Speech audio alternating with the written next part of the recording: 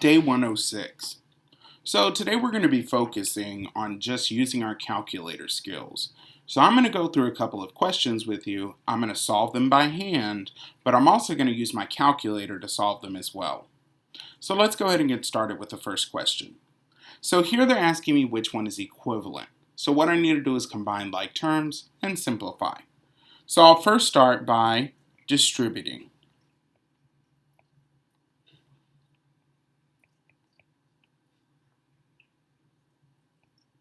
Everything that I'm going to be writing here in purple are the things that are going to change. Everything that's in red is not changing. It's exactly the way it was before. Okay, now I can go ahead and start combining like terms. Again, red means no change.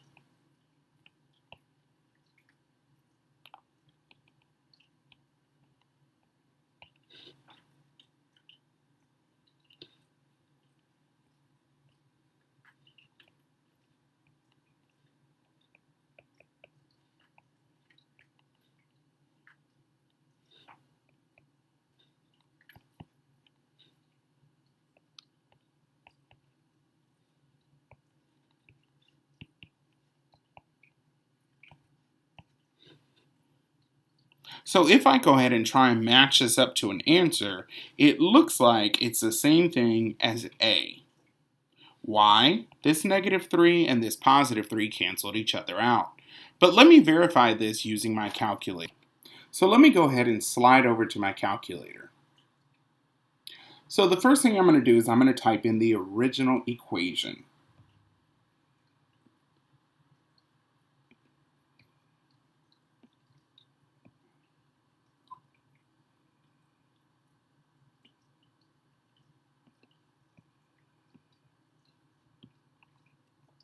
I'm typing it exactly as I see it.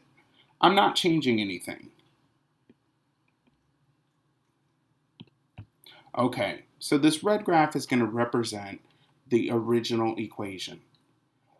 Whatever answer choice I put in, the graph has got to be exactly the same as this. So let's try answer choice A.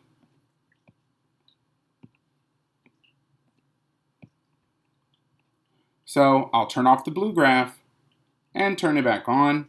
It's exactly the same. So that's definitely my answer. And if I modified this and if I wanted to just check and verify, I'll type in one of the other answers just to make sure.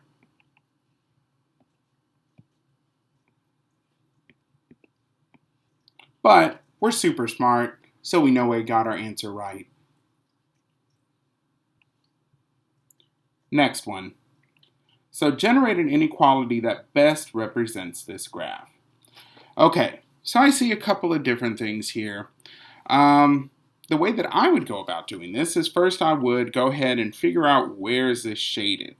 Well, right now it contains the bottom part of the y-axis. So this is going to be y less than. Now I'm going to go ahead and look to see if I see a dotted line or a solid line. I see a solid line, so it's going to have the extra line here to tell me that it's equal. Now I'm going to try and figure out the equation. So I'm going to look for any of the dots that go exactly through the corners of the boxes.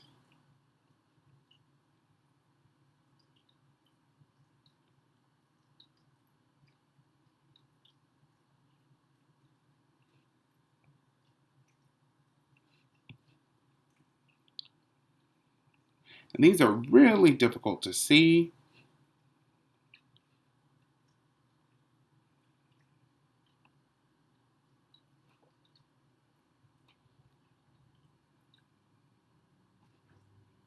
Okay, so I have my dots. Luckily, I found the y-intercept, so I know my y-intercept is -2. I see that I went 1, 2, 3, 4 down, 1 to the right. So my equation looks like this. Conversely, what I could have also done is I could have just selected two of my points and plugged them into a table and run a linear regression. I'll go ahead and do that. I see that this point is located at -1, +2. This point is located at 0, -2. So now I'm going to take these points and I'm going to go ahead and plug them in.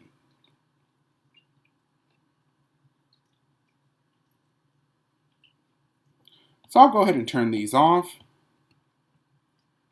And I'll say, I'll add a table, -1, +2, 0, -2. Okay, now that I have my points, since I only have 2, I can look at this and I can kind of establish that that's going to be a line. So now I'm going to ask it to run a regression. I'm going to say, hey, how is y1 related to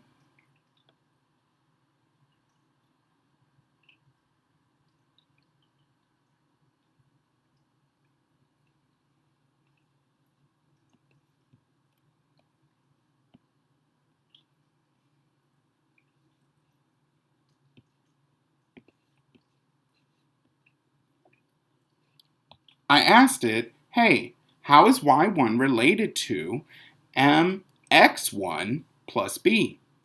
And it gave me the values of -4, -2, and that's also consistent with what I found. Next one. So here they're asking me to generate the equation that represents the line of best fit. So I need to go ahead and type this in. So I'll go ahead and turn this off, and I'll add a table. I'm going to go ahead and get rid of some of my older problems just to clear up a little bit of space. So let's type these in. Remembering that my x values are always given at the top. So this will be my height. So let's start typing those in. 76, 69, 70, 73, 71, 66, 72, 71. Okay, let's type in their associated weight or y values. 201, 193, 170, 182, 148, 125, 180, 195. Now, unfortunately, these numbers are super big, so I can't see them. So I went ahead and I hit the zoom button, and it looks like these are approximately a line. Right? This is going to be one of those weird lines where it doesn't actually get very close to the line, but they do say that it's a line.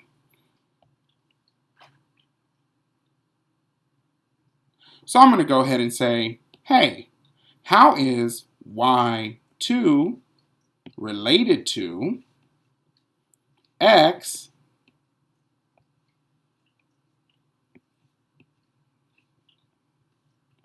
two?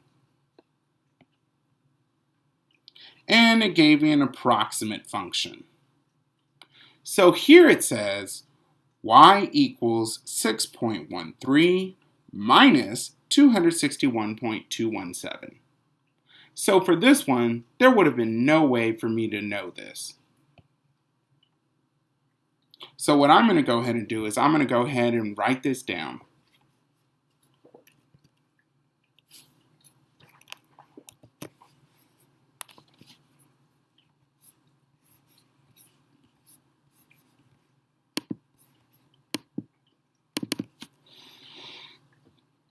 So my equation, y equals 6.13 x minus 261.217.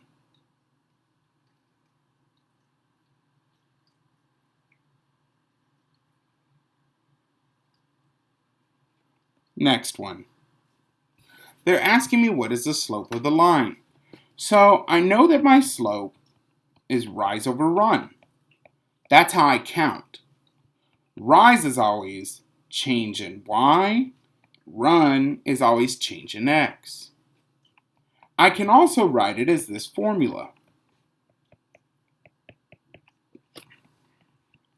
And this will be the formula I use.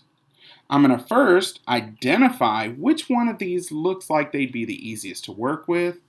And it looks like I'm going to pick the 0 and the 1 because those will be easier to call my 2's.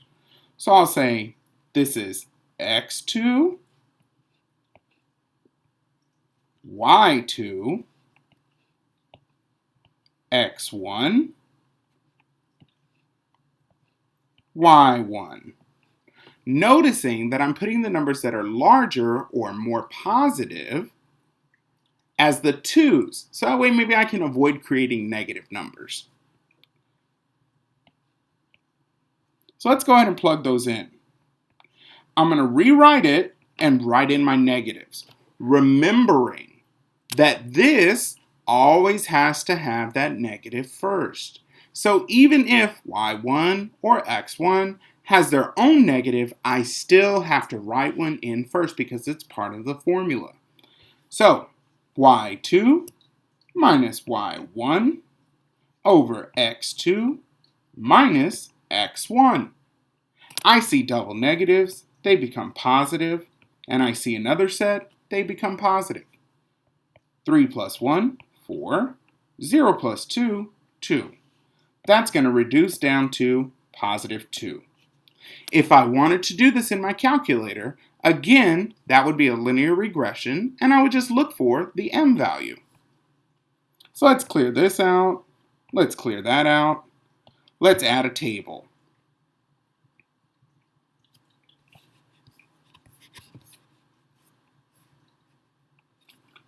So, it doesn't matter which order I put them in as long as I keep them together as a set.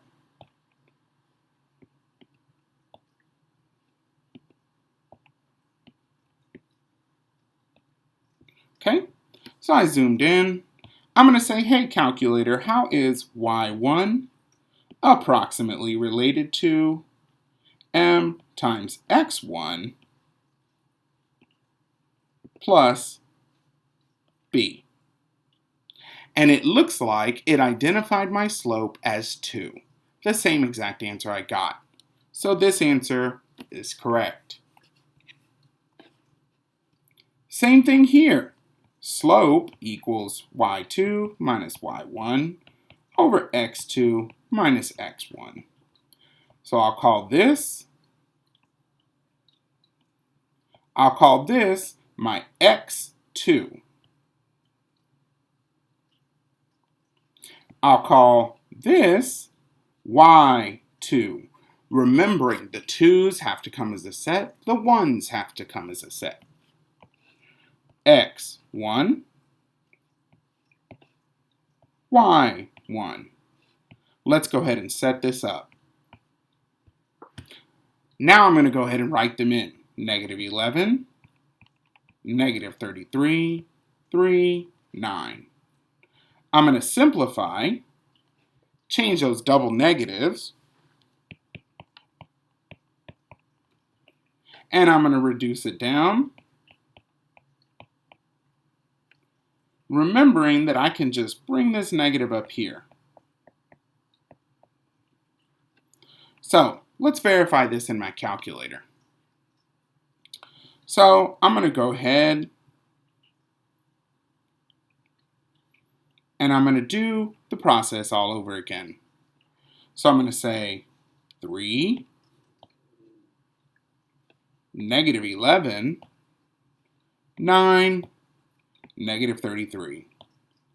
And I'm going to say, hey, calculator, how is y1 related to mx1 plus b? And it looks like it gave me negative 3.66666. Let me verify that's what I got. Negative 11 over 3. And yes, it is the correct answer.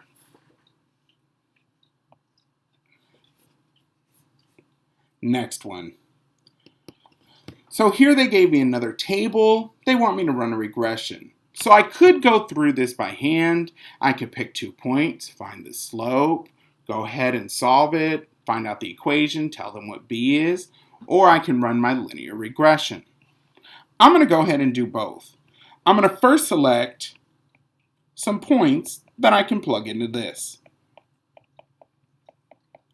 Remember what I said before. I want to choose the smallest numbers possible. So I'm going to go through this set here, because those are the smallest ones I can find. Since this is my bigger x, I'll call it x2, y2, x1, y1. I'm going to set it up, and let's start writing in our numbers.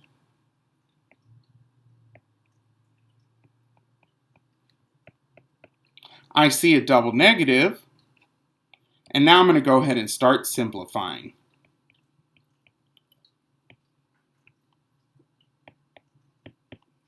So it looks like my slope would be -3, but they're not asking me about my slope. They want to know my y-intercept. So I'm going to take the smallest numbers I have, these guys, and I'm going to plug them into y = mx + b. I could also use point-slope form. So I'm going to say y -11 equals mx plus b. I'm going to go ahead and solve for b now.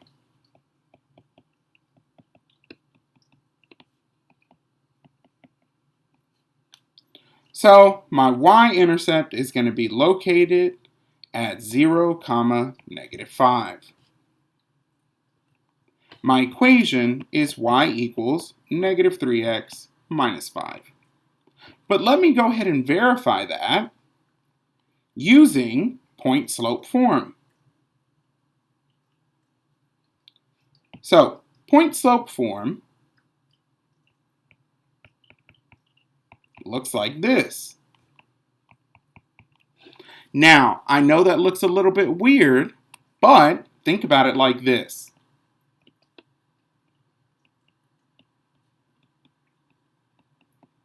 And if I multiplied both sides by this denominator, I'd end up here. So you already know this formula. I'm going to go ahead and plug in just the y1, just the x1, and just my slope.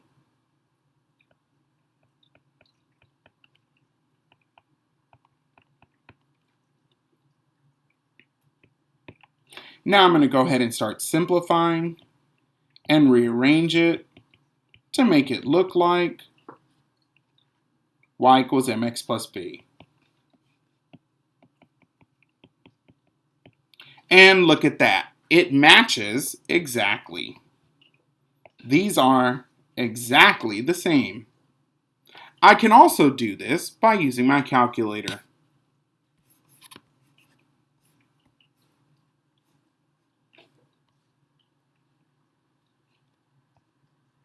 So I'm going to cheat a little bit. I'm going to go ahead and just reuse this one instead of having to type all that over again. So 2, -11, 3, -14,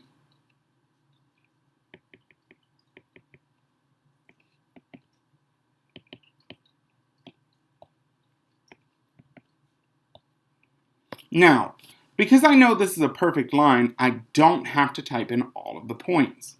I can verify that this is exactly the equation I just found based on the parameters they gave me here. M equals -3, B equals -5. I don't need to put all these in, but I'm going to put them in just because, just to verify.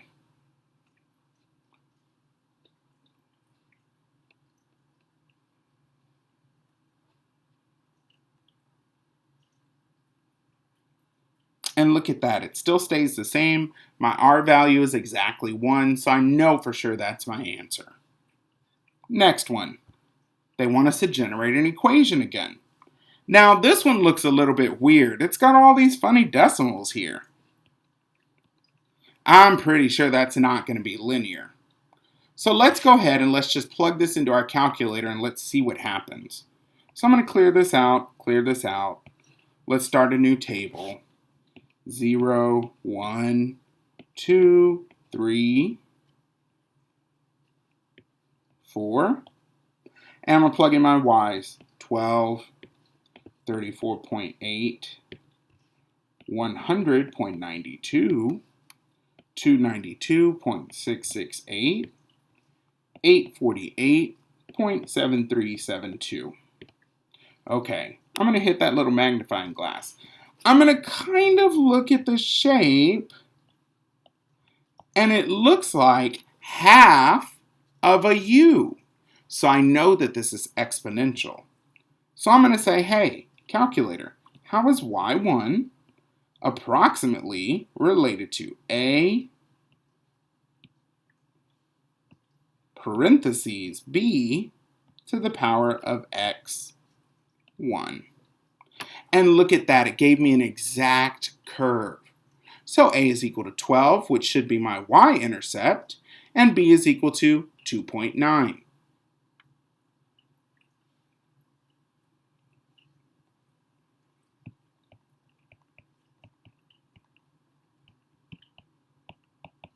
Now, the other way that I could have gotten this by hand is I could have looked at this and I would have said, oh, that's my y-intercept. So that one is going to go there. And how do I get from 12 to 34.8? Well, I had to multiply by something. So I'm going to take 34.8 and divide by 12, and it gives me 2.9, the number that's there. Next one, a direct variation. Anytime I hear that, I always think this. Sometimes they'll try and trick you by writing it like this. And they'll call this the constant of variation.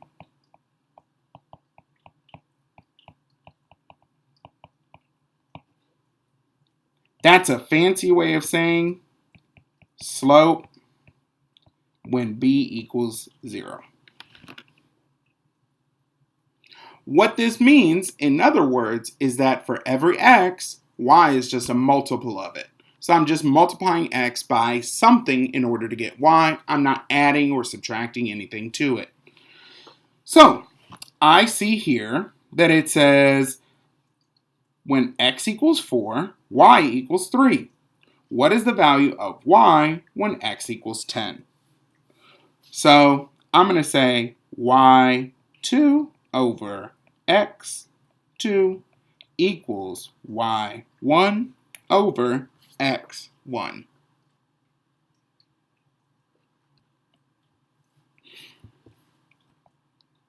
I'll call these guys my 2's because they came together. And I'll call these guys my 1's because they came together. Let's go ahead and plug them in.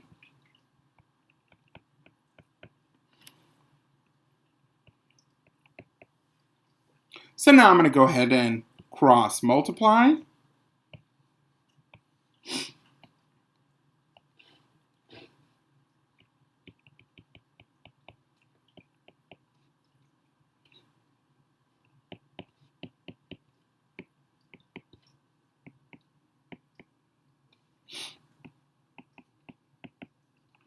And I end up with an answer of y equals 7.5.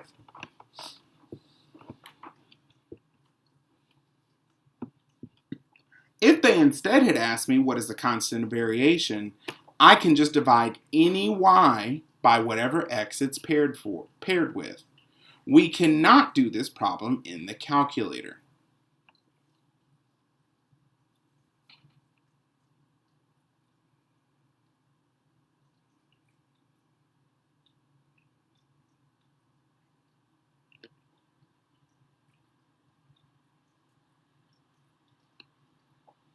Next one. What is the rate of change of y with respect to x for this function? Fancy word for slope. We already know how to do this by hand. So So I'm going to go ahead and just make it quick. I'm going to look for the easiest numbers to work with. I sure don't want to work with those fractions. So I'll go ahead and plug in my items to my slope. I'll plug in y2, and I selected those because they're the larger of the two sets of numbers, x2, y1, x1. Remembering the 2's go together, the 1's go together. Let's plug them in.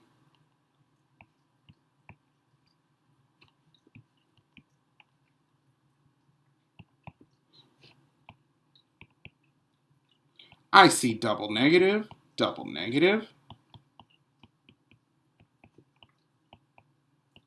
and there's my slope. Again, we can plug this into the calculator if we wanted to verify. All right, last problem. So they want us to generate an equation for this table. So I'm going to go ahead and I'm just going to run this through my calculator. I don't feel like doing all of this math. So I'll go ahead, clear this out. I'm going to add a table, 10, 20, 30, 40, 29, 33, 37, 41. Let me get rid of that, didn't mean to type that. And I'm going to say, hey, calculator, how is y1 related to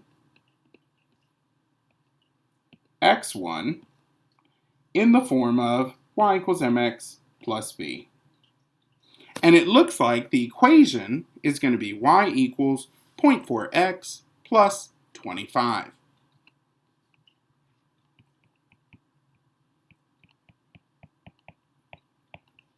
We could also write that as a fraction.